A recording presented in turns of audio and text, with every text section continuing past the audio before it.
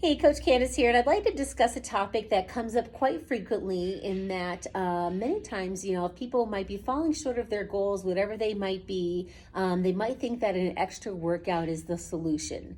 Well, sometimes that may be, all depending upon the goal, but that's not always the first place I'd go to. And so today I'd like to talk about ways you can optimize your daily life to support your goals. That might not always necessarily involve an extra workout. So for the example today, I'm going to use as an example a person who works out 3 days a week, and perhaps their goal is now weight loss. Well, yes, you can add in other workouts, but sometimes many of these components here are going to make a bigger difference in your outcomes versus the extra workout. And I should add, yes, you can add all the extra workouts that you want, but if you haven't optimized these things, you're probably still going to fall short of the goals you would like to accomplish. So item number one is nutrition. I've been there, early on when I started, I tried to out exercise a bad diet. And yes, you will make some improvements, but not as much as you would were you to refine or make better your intake day to day. So again, sharing personal experience, I can go all the gym I want, but if I'm still polishing off 3 pints of Ben and Jerry's a week, I'm probably not going to accomplish my physique goals. And I, in fact, did not. So yes, you do need to modify or adjust your nutrition in some way. But again, going back to the person who's working out 3 days a week, if you're going to add 2 more days, but still not making the change here, again, pros and cons to that, but still you're likely going to fall short. Whereas if you were working out those 3 days, but made improvements to your nutrition, that's going to get you way further than adding in extra workouts. Number two, adding in activity or just movement outside the gym. Many times people think that the gym is the be all end all, and they might spend, let's say, an hour here out of their day working out. But then if you go home and sit the rest of the day or aren't active any other time, yes, kudos to you. You've worked out. I'm very happy about that, but you're still more or less an active sedentary person. And this is where some of our tracking devices come in handy. If you find yourself not even clocking 5,000 steps a day, you are still very much inactive. So again, before I would suggest that somebody add more workouts to their days, I would suggest you walk more. It's probably the most underrated thing that people are not doing and can make a tremendous difference in your results.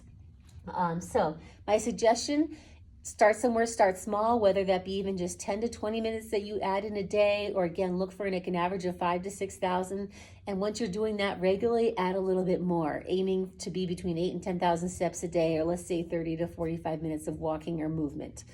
So getting that movement in outside the gym.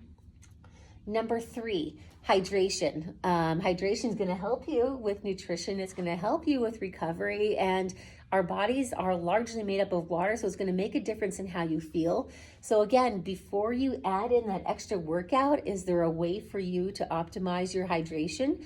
And for many, that means shooting for approximately 50 to 55% of your body weight in ounces of water daily. Number four, sleep. Sleep is where our body recovers and rejuvenates for the next day. So, if you're wanting to add another workout, but you're barely sleeping, you're kind of burning the candle at both ends, or let's just say driving with your foot on the gas. You're never going to fully recover, which is now going to increase your likelihood of aches, pains, soreness, put you at higher risk for injury.